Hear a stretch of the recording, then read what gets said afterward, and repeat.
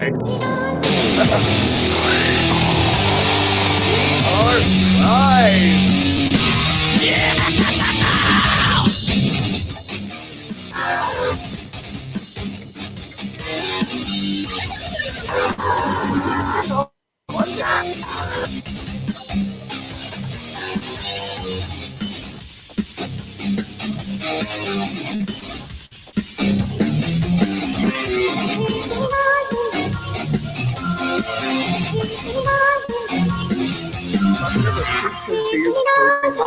There it is.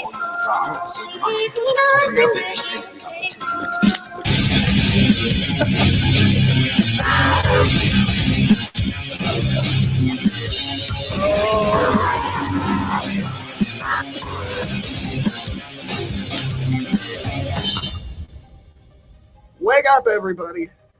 It's BowtieUP Live. You know what to do. Grab your popcorn, grab your drinks, put your butts in the seats because it's going to be a wild ride. I'm Lee Rowley of Lee Rowley Copy Branding and Copy Brand University, and I would like to introduce my friend here, Jon Thor, and I messed his name up last time, so I ain't even going to try it this time. Jon, how are you, my friend? I'm very, very well. How about yourself? I am fantastic. And so, for once, those who didn't see Lee After Dark, could you please state your name for the record? Yeah, no problem. So my name is Jon Thor Sigurleifsson. So that Sigurleifsson is the bit that most people don't get. So I usually just stick with Jon Thor. Yep. So for a bit of background, so I'm originally from Iceland, but I've sort of moved around a fair bit. Lived in the US, UK, Spain, traveled around more parts of the world as well. I've had a really varied background covering everything from music and music journalism over to the theater, over to corporate technology sales, to now being an entrepreneur with more irons in the fire than I can count. I think I wouldn't say I suffer from attention deficit disorder. I'd say I gain wildly from it because I shift between hyper focus on things over to shifting gears every couple minutes, which some days is a curse, others it's a blessing, but I'm going to view it as a blessing from now on, I think. Well, tell me about the energy aspect of that, because I find that running like that can be exhausting after a while. So how do you mitigate that? So I'd say it's a mix of a couple things. It's because it's something that I had to learn. I had to learn my own limits, and especially when I was sort of in college, I definitely didn't know my limits. And I had a year in college where I was doing full-time studies. I had 2 part-time jobs, and I was in a band. And I was like, wow, I'm just going to do everything. And I remember the drummer from that band once. It kind of felt like an intervention. Funnily enough, he sat me down. He was like, "So with all of this, when do you meet your girlfriend? Like, when do you have time for, meeting her, getting sleep, and like anything?" And I kind of just laughed it off. But looking back, I realized that like after a while, I just hit a wall, because eventually you just, like you said, you just run out of energy because you're trying to do everything except for self-care. So now it's a mix of making sure I do that self-care, but also making sure that even if I feel like I can take on everything at once, to be a bit more methodical about it. Back then, it was very much a, do I want to do it? Then say yes and figure out how. Right. Whereas now it's like, do I want to do it? Yes, figure out how. And if I can't figure out how, say no. Because most often I'll try to make it work, but at the same time, like if someone came to me now and was like, "Hey, can you help me edit this 2-hour video and I need it by noon tomorrow?" If I've already made that already is a big red flag. But like if I go, right, if it's a really cool project, I might tell them, "Okay, I'd love to be a part of this, but no way can it be done by noon tomorrow." I'm more prone to push back, and again, just recognize those limits, recognize the patterns that I get myself into, and how to break those patterns. For sure, and I'm sure certainly familiar with the "oh yeah, I could do that" reflex. And Yeah. sometimes it isn't conscious. I do believe that we run on subconscious thought 90% of the time, but we have those patterns Mm. of saying yes to absolutely everything without thinking it through. I mean, it could be from people pleasing, it could be from any sort of need like that.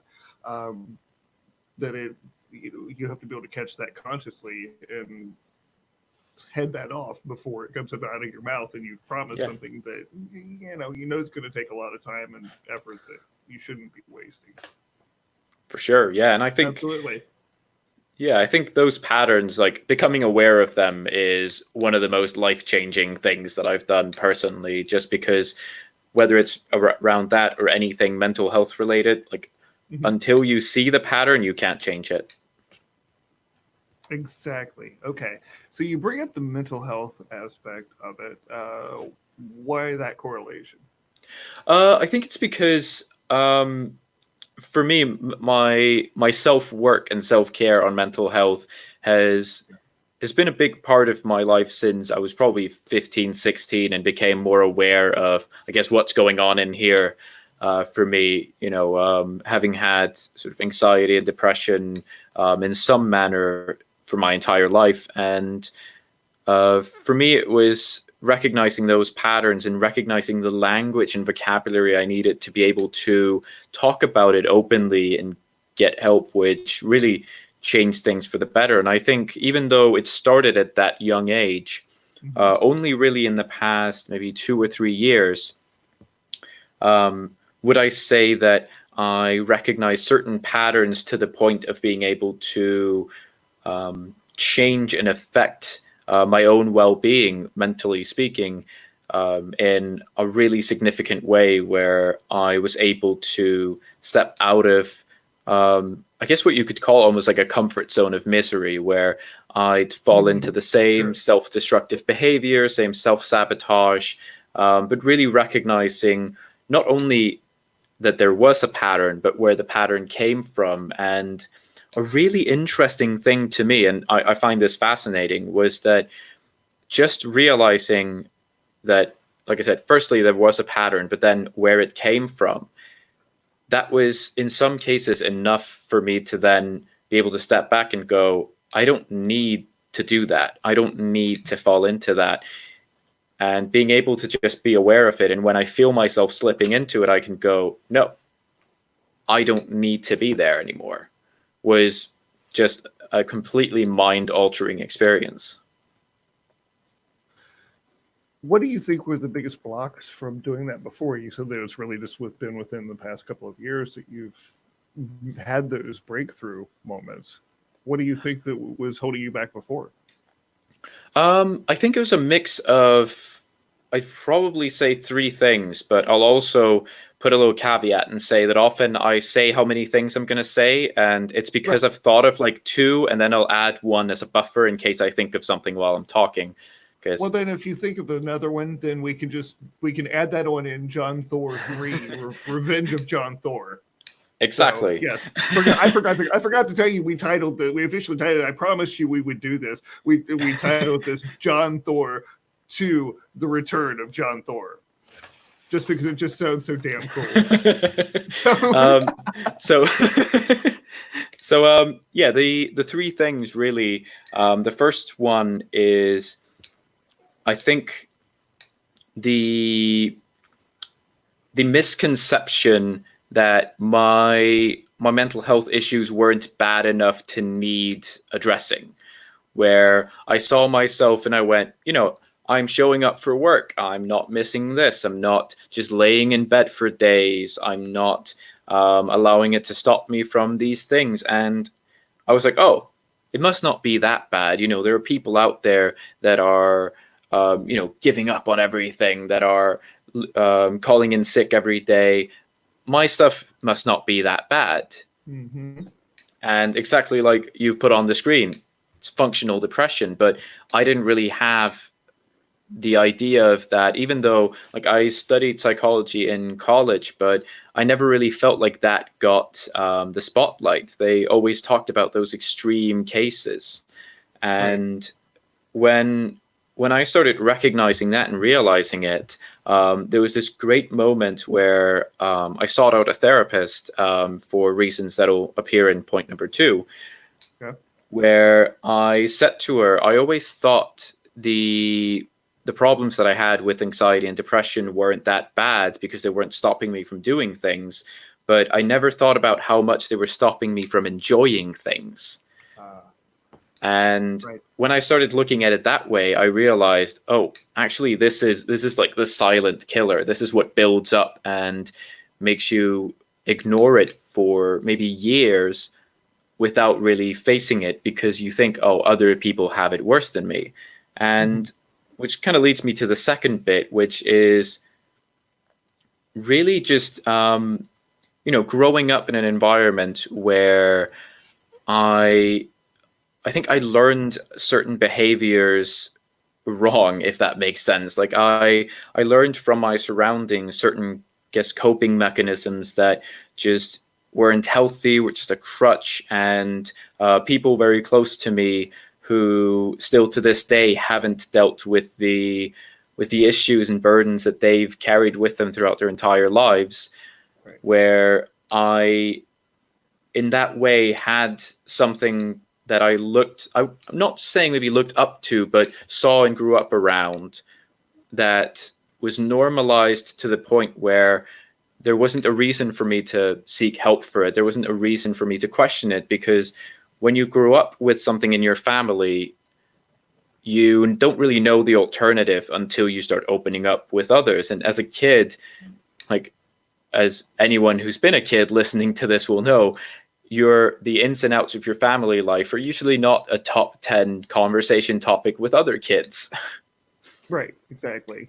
So I think only in sort of recent years, and well, I guess sort of over the course of the decade that passed between me being 20 and now being 30, over the course of that, a lot of stuff came to light where I sort of started noticing those signs, realizing things that weren't right, and then sort of moving between countries, living in different environments, getting to know people, and really growing as a person, forced me to face certain things about myself where I had to recognize where I needed help. And the third thing that not really stopped me from going there, but really pushed me to go there, which I'll add on to the end of this, was when I saw what it was doing to the person closest to me. It was my wife.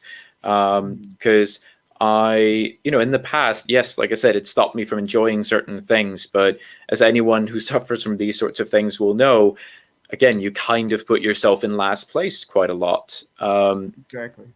But when I sort of hit the point of realization of seeing how much it hurt her to see how much I was hurting at the time, and how much it was causing me to at times shut her out and kind of give her a bit of a cold treatment in a way, not intentionally, but just because I was receding into myself. I think it was almost like it triggered something in my mind where I realized I could lose everything and not care compared to how much I don't want to lose her. And Exactly. I still remember the day where it just hit me and I was like, I need to get help like right now.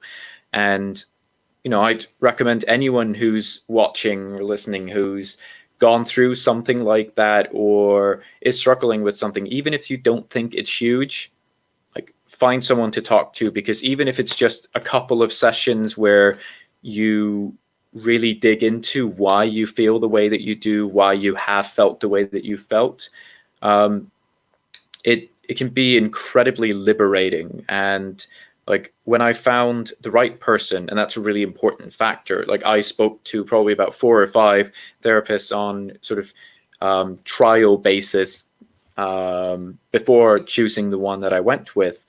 And when I started talking to her, it clicked, because she talked to me like I wanted to. It wasn't super clinical. Like if I said something and I was obviously sort of backing away from something, she was never afraid to just be like, John, you're giving me bullshit right now. We need to cut through this. Just tell me. Right. And that's what I really needed. I needed someone who would speak to me as a human being, not just sit there and go, and how does that make you feel? If that makes sense. And yeah, exactly. Yeah. Yeah, because that's not really all that helpful. I mean, you can dig and dig and dig and dig, but until you start building the strategies to do something different with it, then you're just digging further in a hole. So at some point, you have to put down the shovel. Oh, 100%. Really cool. So we do this thing called stop the show and say hello, and I'm not nearly as smooth with the buttons here as Alex usually is, but that's all right. You know what? I got to stop saying that. The heck with him. He gets stuck with a meeting. You get what you get. So Carla Rowley first, thank you so much for hanging out. And I know you're actually in the next room over there. You can probably hear me through the wall. So thank you in stereo.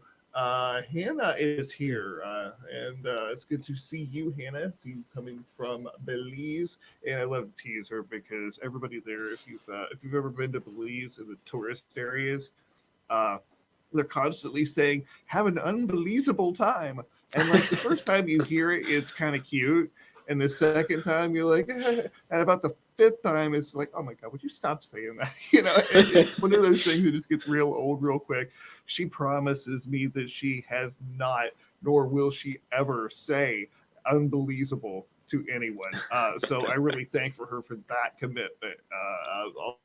I think she has a t-shirt that may have that phrase on it. Oh, and she says, Jon Thor, can you DM me your cut the bullshit person? Sorry, can I what? Hannah Katu says, can you DM me your cut the bullshit person? So absolutely. Just give you give her a name there. And Sophia Rousseau is joining us saying, hey guys, and I know Chris Dickman's here. Hello all. And man, blang it. I don't quite have my setup here yet with all my no problem. mice where I want them and all that. So Chris Power Gomez says, damn, this is better than Oprah. What the hell? That's like saying this is better than rice cakes. Thank you so much. No, I'm kidding. It's great to see you here. And I don't know who's hanging over with us over on Facebook and YouTube because they're being quiet today, but that's all right. It's Monday. They're feeling a little bit sluggish, but so I think we're caught up on all the hellos and stop the shows and all the stuff. And Hannah says you don't have to do it the Alex way. You and stop the show in Lee fashion. How can I say that then? We can do it with this. Oh,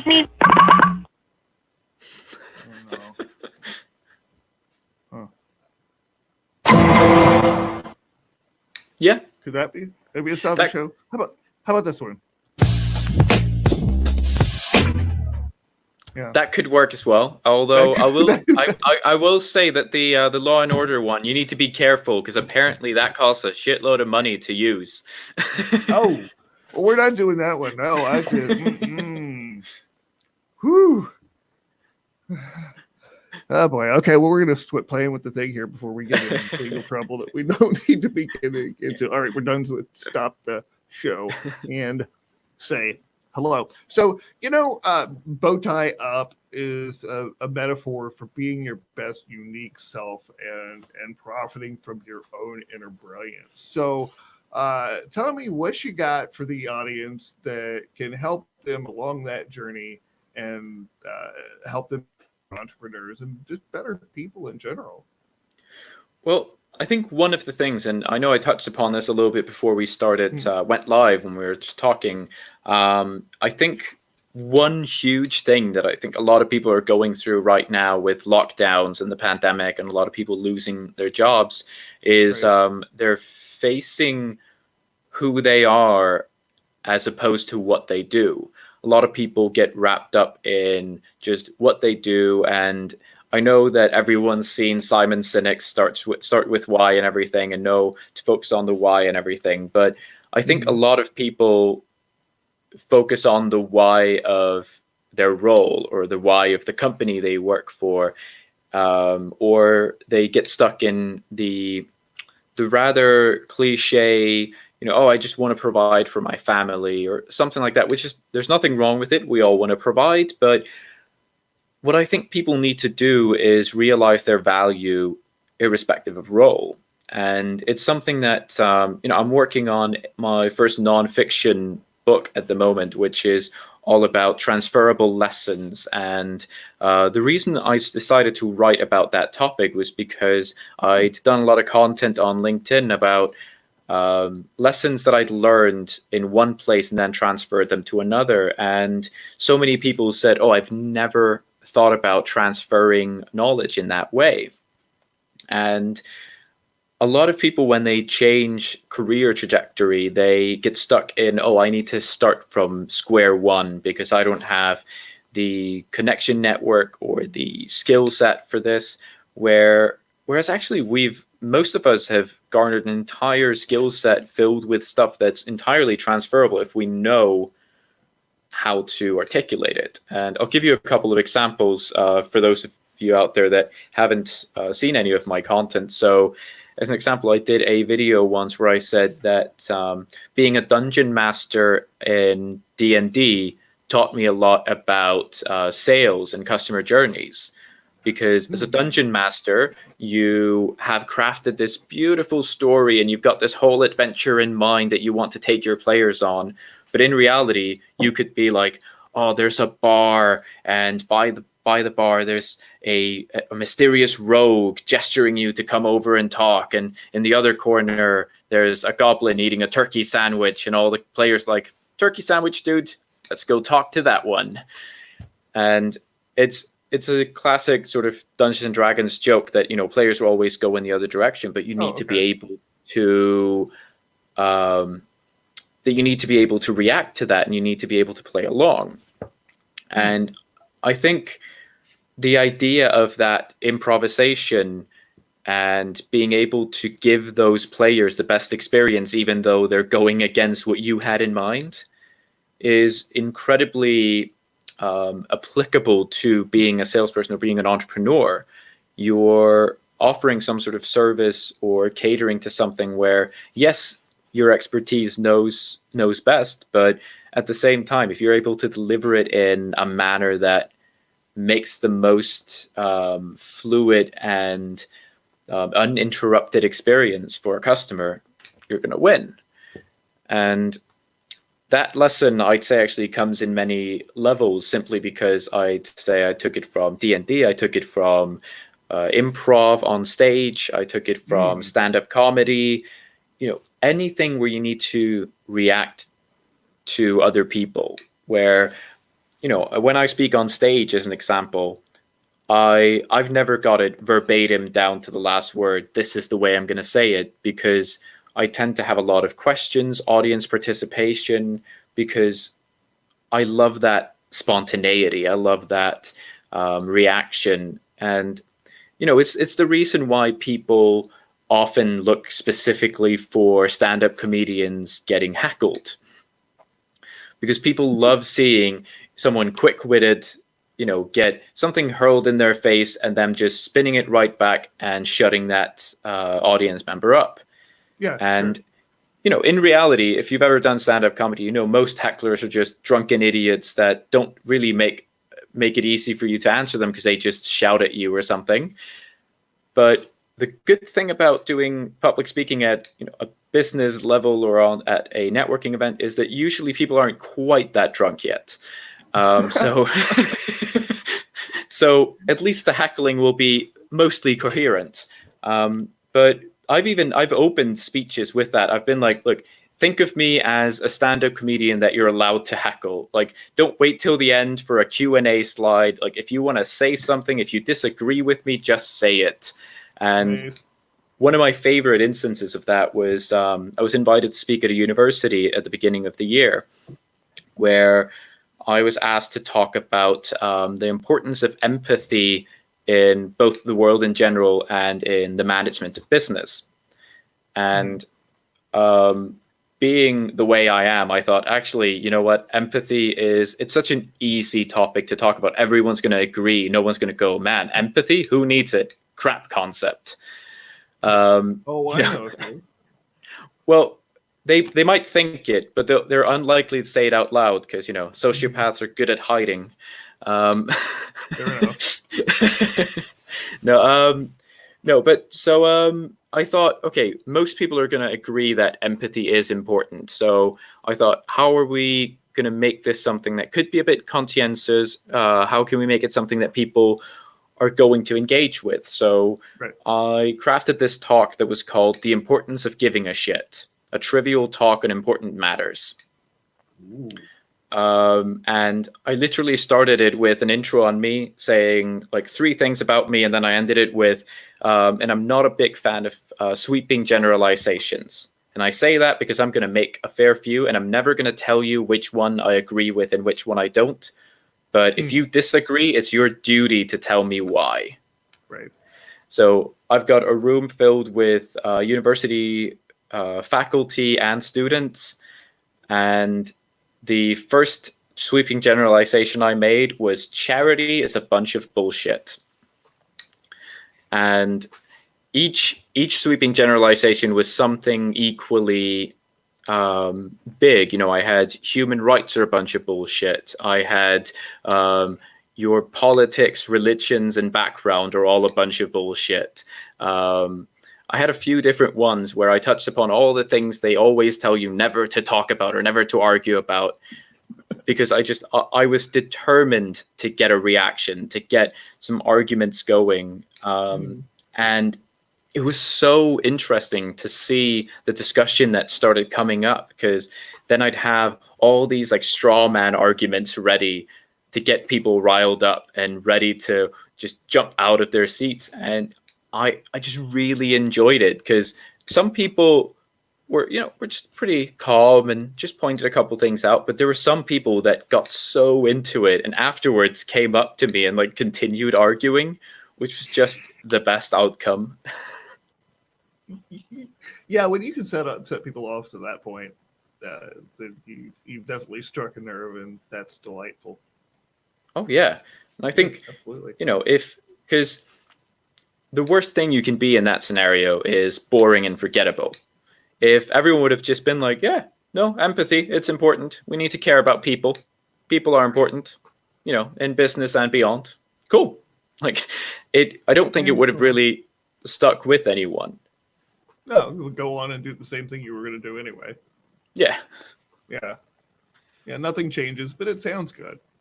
Yeah. Yeah. And what also sounds good is stopping the show to say hello. Yeah, skip the banner. Jeff Adams is joining us. Hello to all. It's good to see you, Jeff. So, okay, back to our mental health discussion, right?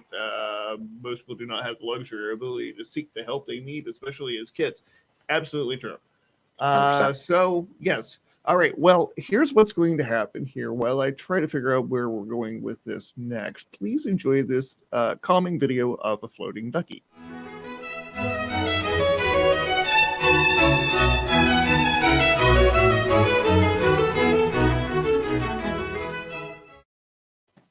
And we're back. Does everybody feel better? Good. Absolutely. It's a great Monday. So I just wanted to, before we move on to what you had next in mind, I just wanted to mention, because it's absolutely true that a lot of people don't have the ability to seek out that help. Mm-hmm. And I think it's an absolute shame, especially seeing as it's so different between countries. Like, one of the things I was really surprised by when I sought out help here in the UK was how much cheaper that was compared to Iceland, where I'm originally from. And even then, in Iceland, it's relatively cheap compared to the US, where I know if it's not covered in your insurance, yeah, you're not going to get the help you need. Yeah. Right. It's incredibly difficult. But one thing that I want to throw in there is, if you are unable to get the professional help, make sure that you still know where to look. And what I mean by that is not just where online, but who to talk to. Because one of my least favorite, like, pseudo inspirational, pseudo helpful social media trends is every couple months there are these like copy pastas that go all over, go viral, where people are like, my door is always open. You can always come talk to me if you need something. And like, none of those people give a shit. Let's just be honest. Like, if their door, like, if someone genuinely reaches out to those people, as much as some of them might think they're capable of dealing with someone in the midst of like a mental health breakdown, most of them are not. And I remember reading this really good article when I first saw these things go viral, where someone was talking about how, as a teenager, he suffered from suicidal thoughts and self-destructive tendencies. And he said that all he ever heard was, you just need to talk to someone, just open up to someone, anyone, just say something. And he said that basically he opened up to a friend of his, and they were both like 13, 14. And his friend, this 13-year-old kid, didn't know what to do with this information and kind of just freaked out.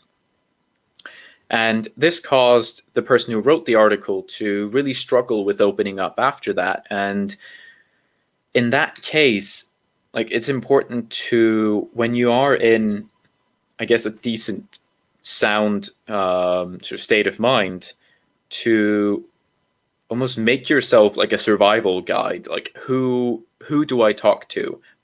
Let that person know that you might need to reach out to them.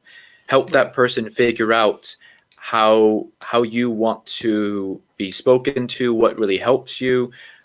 Because if you're in a bad state and someone tries to help you, you won't be in the state to tell them how best to help you. And it's something that at least has really helped both myself and my wife, that we've just communicated really openly. Like, if I'm feeling this way, what really helps is if you do this. It could be something as simple as just sit and listen, or just, show some compassion, or let me be on my own for a bit and then come speak. Like, whatever it is, like figuring out that, not necessarily a routine, but those things that help you. And I think it's important for anyone, but especially if you're unable to get professional help, this can make such a big difference, really. Exactly.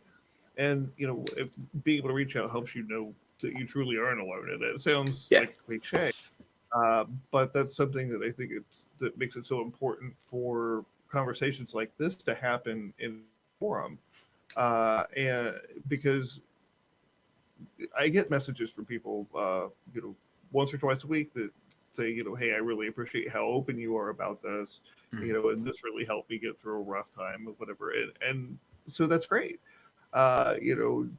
Just sometimes knowing that you're not alone and demonstrating it rather than just saying it, because words are hollow. We can say whatever we want, and people can tell when you're just bullshitting it. Let's be honest here. But so when you're talking about like people saying, hey, I care, come talk to me, so forth, and you're right, some of those people are well-meaning, and I've kind of been on the other end of that, where I've said that and then gotten bombarded with people, and it's like, I do care, but I can't really devote 24 hours a day to it, and you all really should be seeking professional help anyway, because if you're looking for help from a crazy person, I don't know. It just, go find somebody who's sane. But I gotta adjust because, really kind of, there's an informal buddy system in a way, because like one of us in my group of people I hang out with online, one of them's bound to be sane at any given time. So, having somebody you can go talk to is just finding out, okay, who's the sane one. And I've had people ask me like, hey, can I dump on you? And I'm like, no, not right now. Like, I'm in the middle of some serious shit. And for me, was hard to say, you know what? No, I'm overflowing with what I got going on right now. I can't take on your stuff. Yeah, and I think, again, similar to the discussion we had near the beginning of this, it's recognizing those limits, being able to say no, knowing when you can take something on and when you can't. And for me, that was really hard, because I've always been the type of person that I want to be there for everyone. You know, someone's hurting, I want to be there and help. And that was really to my own detriment, especially as a teenager, where I tried to be there for all my friends, and I'd basically make friends through trying to help random people that seemed broken, and I thought I could fix them. And it's just it's such a bad mentality to fall into. And I don't mean it in it's not a bad thing as in you're a bad person for feeling that way, but it just No. it's seeking some kind of approval. And for me, again sort of referring back to that, for me, that was so rooted in like childhood and seeing issues that I wanted to fix but didn't have the power to. So suddenly when I felt like I had that power to affect someone positively, where I was like, oh, this person's really hurting, but when I help, things get a little bit better. They get a little bit more bearable. That gave me this sense of purpose, the sense of significance, and of like power, not over the other person, but power in place of power, lack of power or loss of power in the past. And it's interesting once you start to analyze that and understand it, how much of it is just tied into, again, that feeling of self-worth that you tie into. I tied into that role of being someone's savior, being someone's rock. Whereas I can have the qualities and the personality traits that I wanted from that and had from that. I can have that even if I'm not saving everyone. I can still be that kind, caring person without having to be everyone's savior. Right. When you think about it, what could be more ego-driven than the feeling that you need to save the world? Yeah. You know, it sounds backwards, but it's, you know, it's how it is. So I'm going to stop the show and say hello here real quick. Because Matthew Perkins is joining us. Matthew Perkins says huzzah, and he says that a lot, and we always love hearing huzzah. And Jeff says huzzah yourself, Matthew. Jeff JD Adams says, let's connect, please. Would love your input. I know that Jeff is very active in the mental health area in where he lives out in Arizona. Cool. And so we had a conversation a few weeks ago that led him to start seeking copywriting opportunities in the mental health arena, because, you know, he was going to try to find his place as a copywriter, and realized that mental health was an issue that had so impacted his life and his family's life and so many people that he knew, that he wanted to be able to use his copywriting skills to help provide mental health services, you know, get those, you know, get that word out, I guess what I say, that exposure that it needs for people to get the resources they need. Absolutely. And I think, you know, having that content out there, just like you said, in terms of having these conversations, if it can give someone the vocabulary they need to be able to express what's happening inside of them, then it's incredibly powerful. Exactly. And apparently Kevin's on here somewhere. I don't know. I must have missed that. I don't know.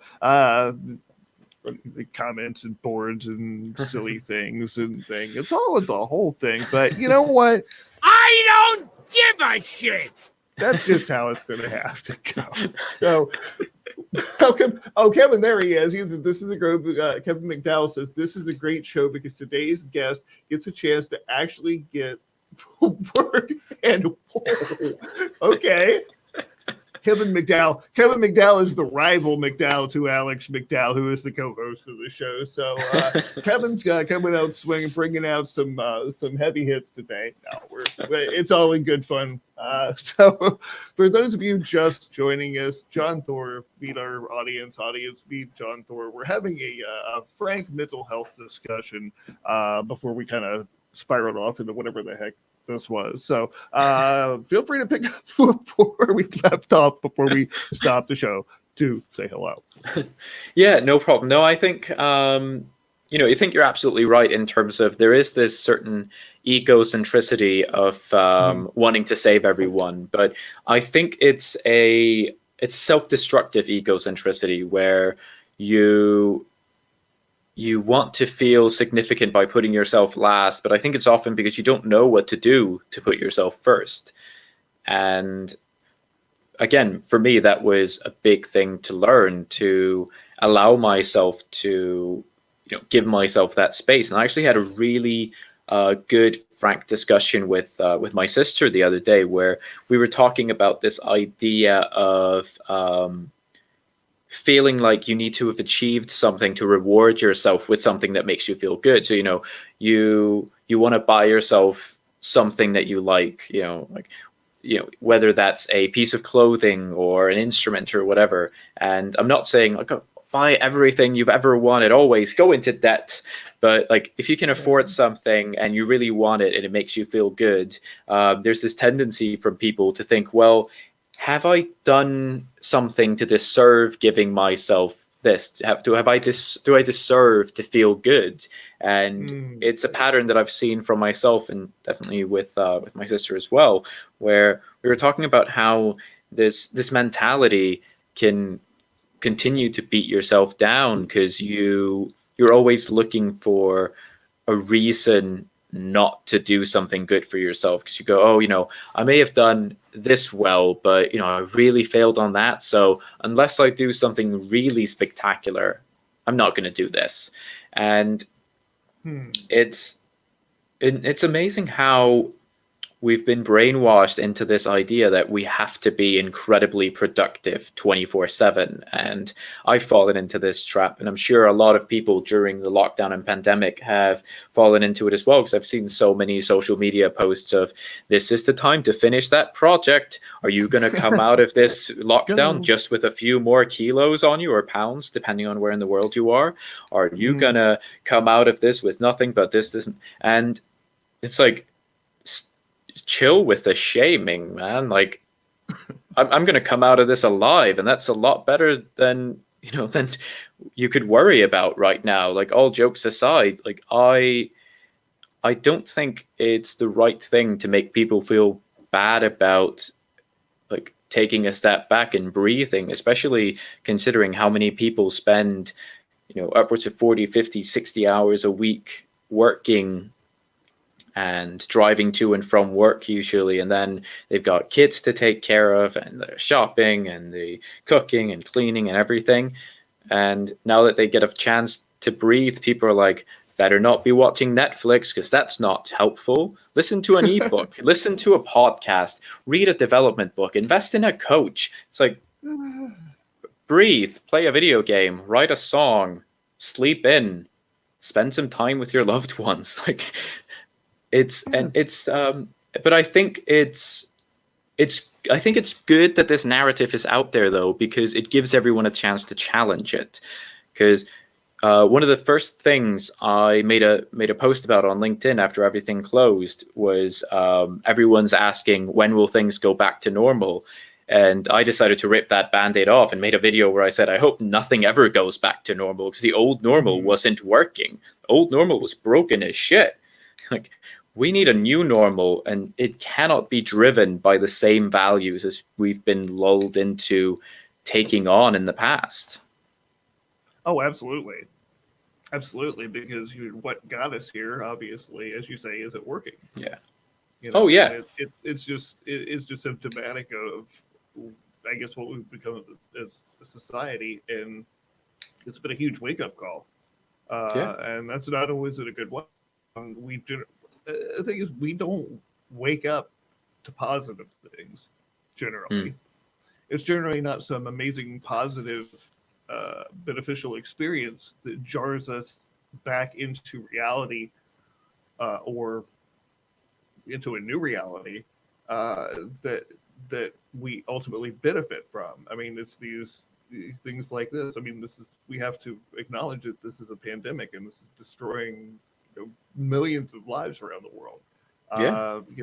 When we look at natural disasters, I mean, here in the States, we had, Hurricane Katrina years and years ago, and I'm not sure why I came up with that example out of all disasters that I could have picked, but that was something that destroyed lives.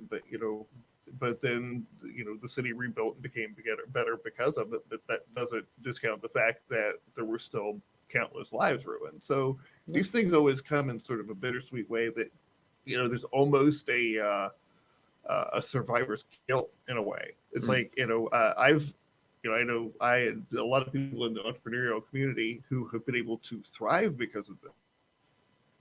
Because there are so many people coming into the online business sphere and people that we can serve that it almost feels bad or wrong to say, yeah, I'm doing good. Yeah, I'm actually thriving in this, because there are so many people that are not. Yeah, but I think that again ties into this mentality of similar to the have to be productive all the time. It also feeds into that us versus them mentality, because in my opinion, at least, where I totally get feeling that way, because I've been doing fine during the pandemic overall, and when I hear from people that are really struggling, like, I'm not going to rub it in their face like, well, look at how I'm doing. But at the same time, like, I don't think you should need to hide that you're doing well, because the fact that you're doing well and someone else is doing badly, like, you doing well isn't causing that person to do badly. It's not you versus them. But people do get stuck in that mindset, which is a dangerous game to play again, because if you're always going to find someone to compete with. Like, Jeff Bezos is always going to have more money than you, but like point. Yeah. So if you're gonna be like, well, he has all this money, so I can't possibly be doing well in life. Like, sorry, but you're gonna be pretty miserable for a pretty long time. So I think I guess just realizing that, yes, it's a bittersweet sort of sensation that you've got there, and it's a bad thing that's happening, but it doesn't mean that we should look past the silver linings. And when I say silver linings, they definitely do not make up for the bad stuff. But if we forget about those, all we have is wallowing in misery. Exactly.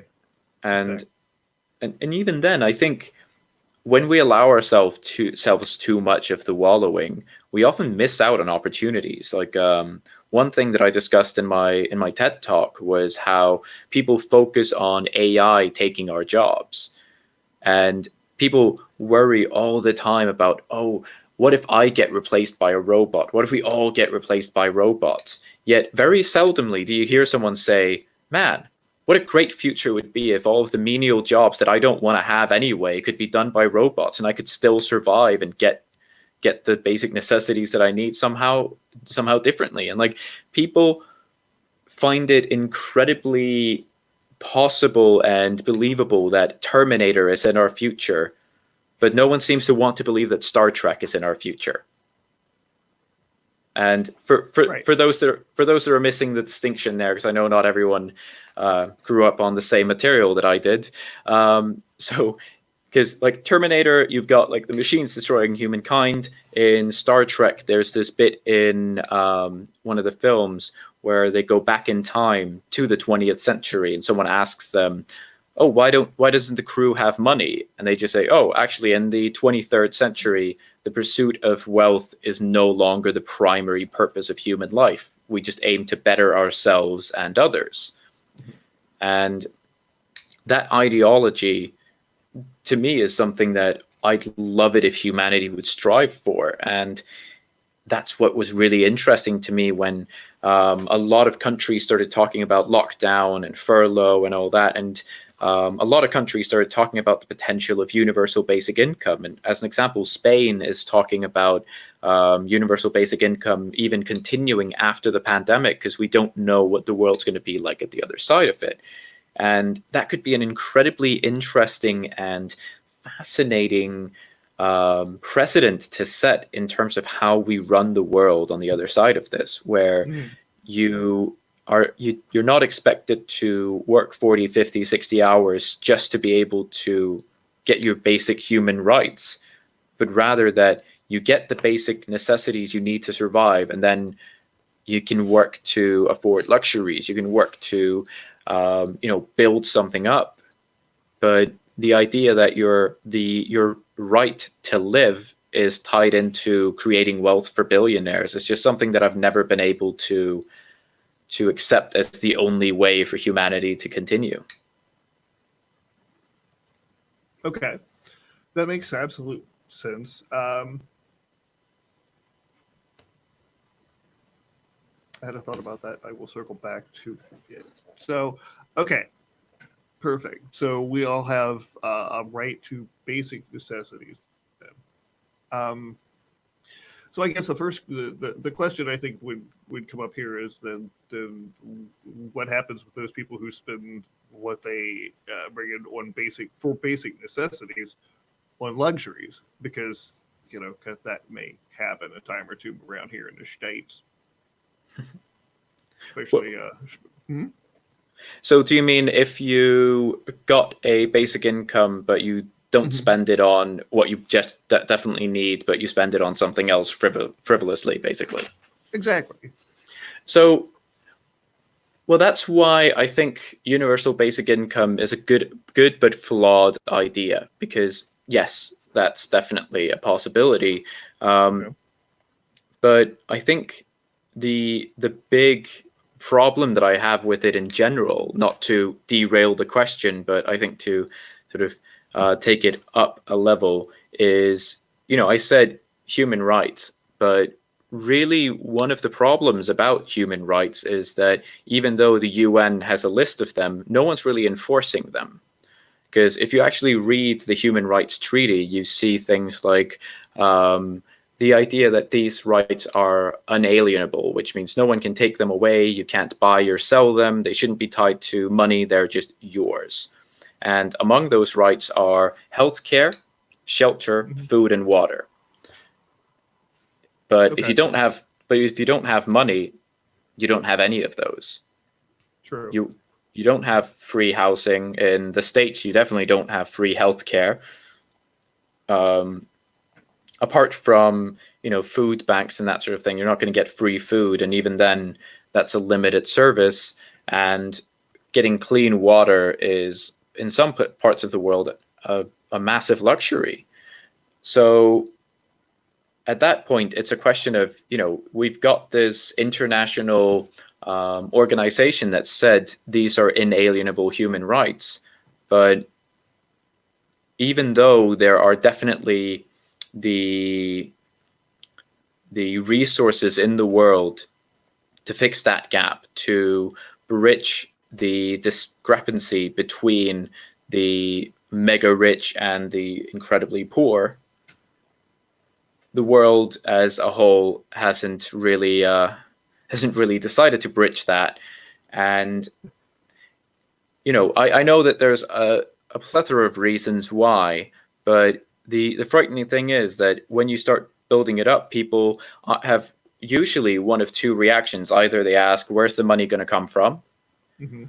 Or, which frankly I see largely from people who tend to comment in caps lock on things, which is, you're not going to take my money. I worked for that money. And it's really simultaneously funny and tragic to me how much this idea has just persisted with people, where they are so afraid that other people being helped means that they'll somehow lose. Where they think that, they're earning 20 grand a year, and they're like, oh, and you're going to take my money to save the entire third world? And it's like, no, we're not talking about taxing minimum wage workers. We're talking about either A, taxing some of the billionaires of the world, or B, realizing that money is a human or man-made construct that we shouldn't actually tie into every single little thing of our existence, because we made this idea up. We can unmake it, or we can change the rules around it. And I'm not saying it's a simple thing to do overnight, but at the same time, like, it is a man-made construct, just like we see now with the pandemic, that all these countries are saying, yeah, okay, here's 84 million to fund a vaccine, here's 60 million to tie into this, here's the stimulus check, here's this, things that a year ago people would have laughed at the idea that the government would do these things, but when they need to change them, they do. And a lot of people missed out on the word stimulus, I think, in those checks, because I saw a lot of people sort of shaming others on social media, going, you spent your stimulus check on actual things, you didn't just save it up for necessities. But it's stimulus, it's supposed to stimulate the economy. If people earn more, they spend more, which means the money goes back into the economy. And if I saw this great tweet somewhere where it was like, if you give a billionaire $1,200, they'll put it on an offshore account with the rest of their gold. If you give, a minimum wage worker $1,200, they'll spend it because they need it. And that goes back into the economy. And yes, it's most likely going to be a one-time or two-time thing, depending on whether the second round of it goes through. But I'm really interested in seeing how people's idea of money, on a similar basis as I just talked about, it being a man-made construct and everything. Right. I'm really curious to see how people's perspective on it changes on the other side of this, now that we've seen people all around the world doing rent strikes, refusing to pay rent, and the government saying, oh, you cannot be evicted. And suddenly people are going, oh, so this can work, this can happen. People are seeing a shift in power dynamics. They're seeing a shift in the idea of the value of money, the value of housing, the value of healthcare, where, again, not taking anything away from how distressing and difficult the current situation is, it's going to be really interesting to see what people expect from their governments on the other side of this. Absolutely. Because it's not something that's just going to, push a button and it goes away. And, I think that that's still to some degree what people are expecting, is just that somehow magically that, everyone's going to get something that's done for the season, like the flu, and then, we just pick up and go on like normal, and that's just not going to fly. And so there are all of these changes that we have to make, because this is a permanent part of our culture. I mean, just like in the United States, 9/11 was a permanent part of our culture. I mean, that changed everything. Yeah. And as well does. So. Oh yeah, 100%. And I think, people are, underestimating the impact this will have on everything. And it's, I saw a really interesting article where they were wondering what effect this would have on, of all things, horror movies.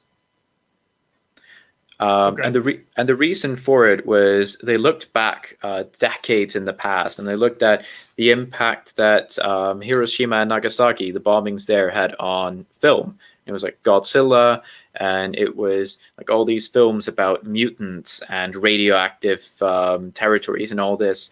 They looked at the highly publicized cases of serial killers in the US, which were really blown up in tabloids and in the press.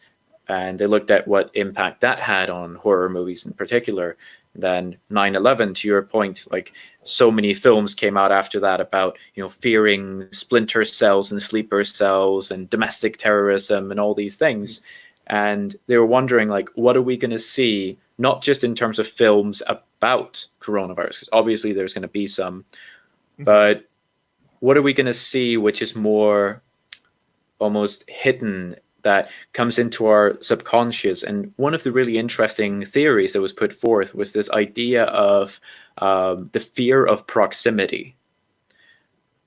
Because everyone's social distancing, and whereas scary movies a few years ago would be you're alone in a basement or you're alone in a car park. Now it might be like, oh, I can't let this person get too close. And like, I don't know how that's going to play out, but knowing horror movie directors, I'm sure they'll find some inventive way of creeping us out with post-corona scarefest. Yeah. So here's, okay, let me see if I can find this here. Bring this fellow up, this crowd up. So this was at the Louvre a couple of years ago, and forgive me the blur. And if you'll squint really hard, that's the Mona Lisa way back here in the back. And so this was moderately uncomfortable a couple of years ago. Now it would be a horror movie, I would imagine. Yeah. Especially with this derpy guy here in the front who seems to understand what's going on. And he will forever be laughed at because we bring this picture up every whip stitch. Just to segue. I can actually see, so because in the US, apparently we like to name horror movies with one word, right? Because of the attention span of the people who tend to watch them. No offense, people who watch horror movies. So there's like The Boy, The Clown, It, and so I can't wait to see on Netflix Elevator. You know, I think it's just it, Elevator, and it's just as you said. There's like 6 people crammed in an elevator, and you know the last one to pass out wins some weird. I don't know. It's terrible, but you're right. I didn't like being around people before, and I especially don't like it now. But I think there are going to be more people like that. Oh yeah, definitely. And it's really interesting how it feels weird and normal at the same time at this point. Like, I'll take a walk and everyone just automatically steps out of the way or like waits for you to get out of the way when you have to pass each other on the sidewalk, or people cross the road to leave the space, or, you go to the supermarket and there are these arrows that tell you which direction each aisle goes. And like I said, in a way, it feels weird because life didn't used to be like this, but at the same time, it is the new normal, and it feels. I don't know. I've thought about how it feels like a more natural version of what post-apocalyptic films should be like. Because if you watch some of those films now, they're starting to be more realistic about it, but it used to be basically something happens in like minute 1 of a disaster, suddenly like all electricity goes out, running water goes out, everything just stops working, when in reality, to be honest, in a disaster situation, like there's panic and then people just kind of start moving on.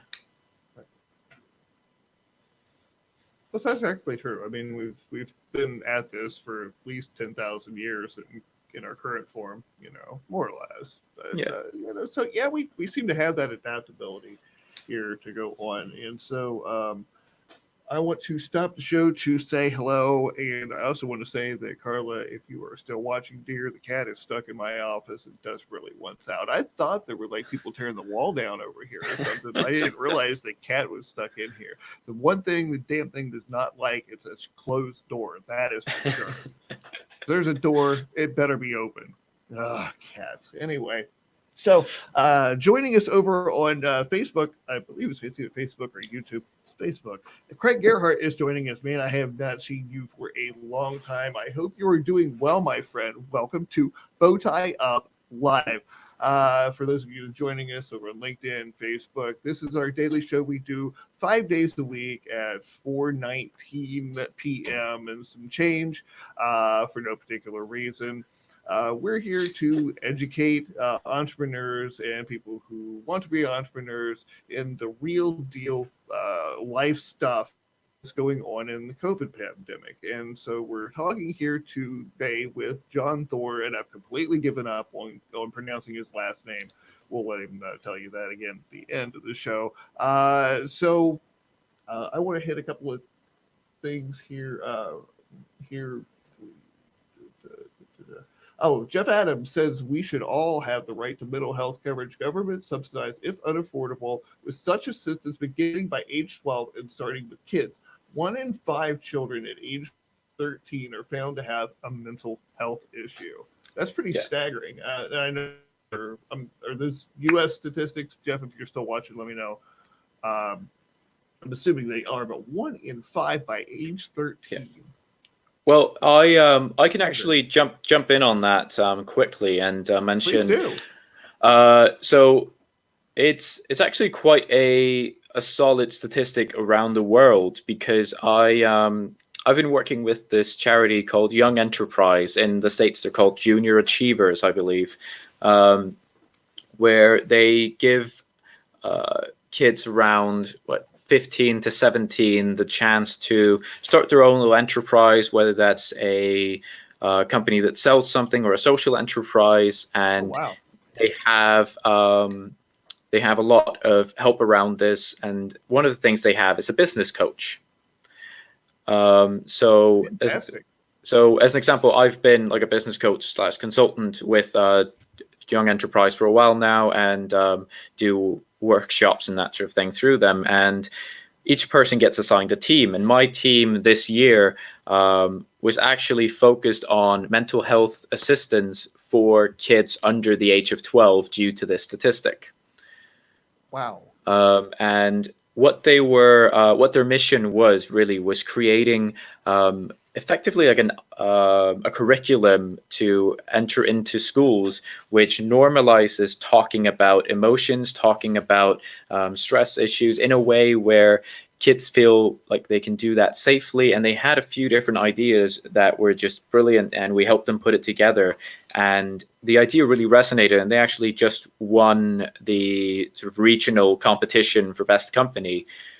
So they move on to like a national one, which is really exciting, because genuinely what they could do if they win all of this and get some funding and actually launch this could really impact kids all over the world, because they would then hire, because they've got a psychologist helping them with some of this. But if they got someone on board to help them build out something that can be done, whether it's once a week or on a more or less regular basis, like this could really normalize and help people break through those walls, those taboos. And to, again, reference back to the start of the show, give people the vocabulary they need to express the things that are going on inside of their heads, which often we have no idea how to externalize. And one of my favorite ways of explaining it to people that don't quite get it or haven't really thought about it in this way before is when my anxiety kicks up, or when I get in that mode, if I don't let it out, if I don't externalize it, it's like echoes in my head. It's like, a game of Chinese whispers, where it just gets more and more distorted, gets worse and worse. And your critical faculties just do not work on it. But as soon as I say it out loud, suddenly it's like it's outside of me, and I feel like I can criticize it in the same way that I could with something someone else said. And so often, and this comes back to as well saying know who you can talk to and how.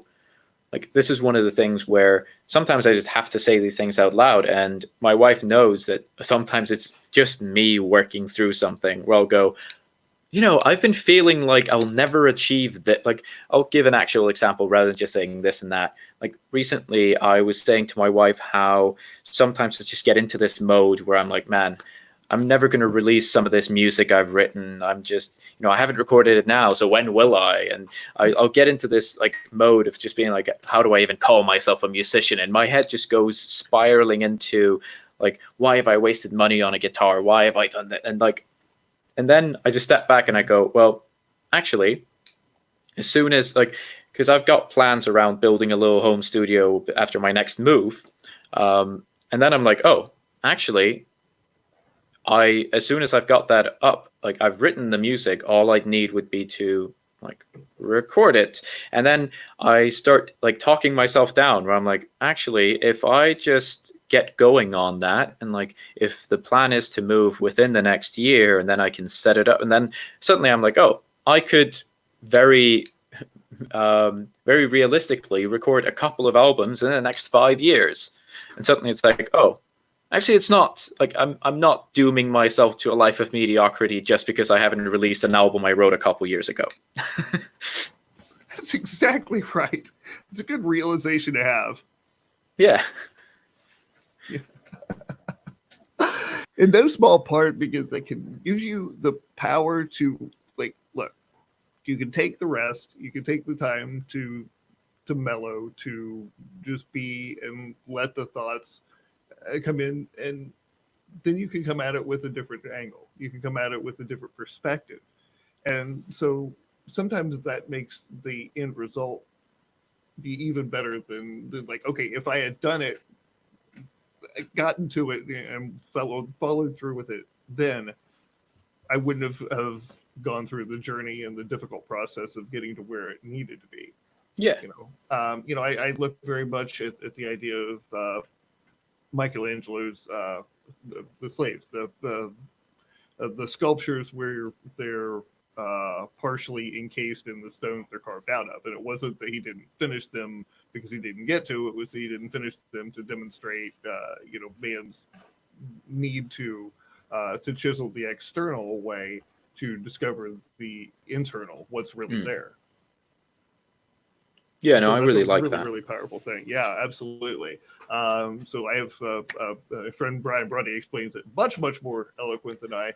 If you have a chance to catch the Brian Brody show, please do that. He's a great friend of mine, and I really enjoy his wit and wisdom, and I love to steal it at every opportunity.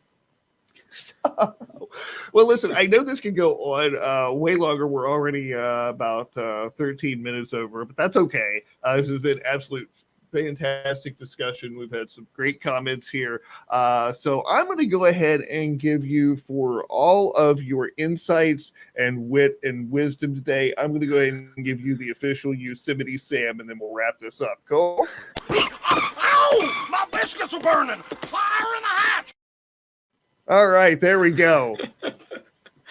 That's a job well done there when you get a Yosemite Sam. So, all right, while I'm yapping here, I'm going to try to find the final thoughts banner. And while I'm working on that, let me just let you know and see if I can do an Alex here, or at least sort of, that at the end of the show, we give everybody who actually participated in the show, not mentioning any names, Alex, the opportunity to talk for 30 seconds, a minute and a half, or however the hell long you want about whatever you want. So if I could do this without screwing it up, we're going to bring you full screen, and the floor is yours, my friend. Yeah, I should have warned you. No problem at all. I made sure I had my face on and everything. They're good. I guess the final thoughts that I have on the back of all of this is to tie everything we talked about today is really listen to what's going on inside of yourself and allow yourself to externalize it. And whether that's to do with mental health, whether that's to do with your self-worth, your role in life, at work, in your family, in your relationships, allow yourself every now and then to just stop and analyze it a little bit. How do you feel about where you are? Because I feel like people often get stuck in a rut and they get stuck in patterns that they don't break because they don't allow themselves to step back and actually see them. And just like the old philosophical adage of, if a tree falls in the woods but there's no one there, it doesn't make a sound. A pattern that you don't see won't change because you always fall into it, and it won't look like a pattern unless you allow yourself to step back. And I think challenging your own patterns can be some of the best self-development work that you can do ever. And if you are currently in the position of having some extra time on your hands, I know it can be really stressful right now with everything being shut down, a lot of people having lost their jobs, but I'd say try to use some of that time to look at what you want on the other side of this. Because if what you had before doesn't feel exciting to go back to, think about what you want to change and how you can change it. Because I think it's a really healthy thing to go through. And a lot of people are finding some space to do that now that they haven't had for years. So if you do have that space, use it and see what you can get out of it.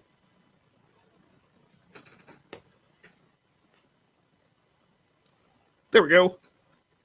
Just took me for a second to figure out how to do that. I'm like, okay, I know it's one of these buttons over here. So, well done. Thank you for sharing these final thoughts, and thank you so much for spending a little bit of time on the show with us today. Well, I've spent quite a bit of time, and especially in the evening where you are. So I'm going to go ahead and do my final thoughts, and it's just basically whatever falls out of my head, because I always say I've got something planned, and then it just doesn't go the way that I thought it would, and then I pick up something else in your discussion, and then it's just poof, gone. So anyway, so I've really enjoyed the discussion, and it's something that we need to talk about a heck of a lot more here on BowtieUP Live, because it's something that impacts so many of the people watching. There's this a deep connection, I think, between entrepreneurship and mental health issues.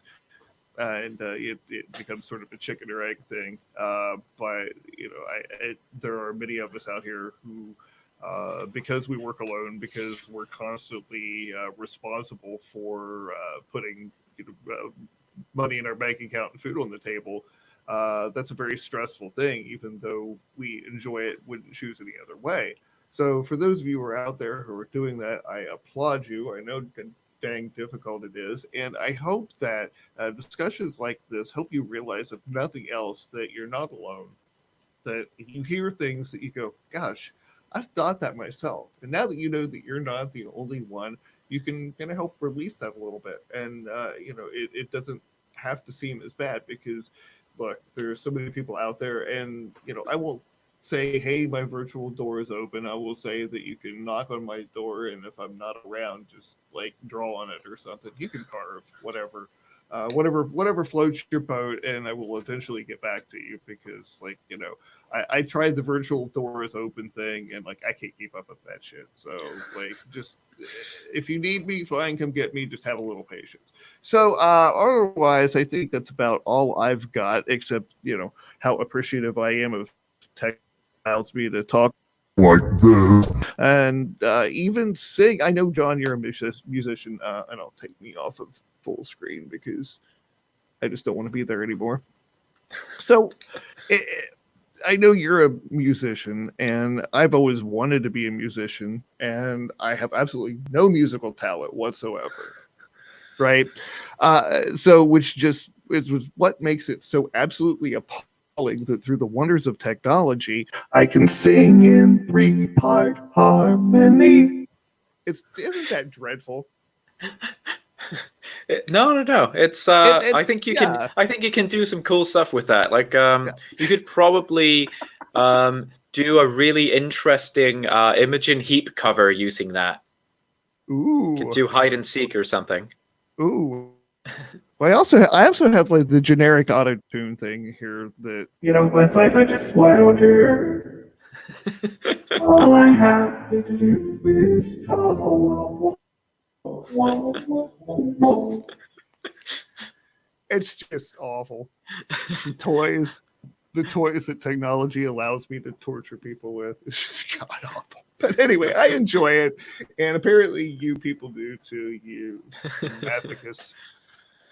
But anyway, so we're done with that. Thank you so much for hanging out with us today, John. Thanks for having me. Pleasure. And I'm looking forward to Jon Thor 3, Jon Thor's Revenge. We don't know. Looking forward to it as well. Yes, absolutely. Well, you are welcome back anytime. Like I say, we do this every weekday at 4:19 p.m. ish. At Eastern time, Monday through Friday again.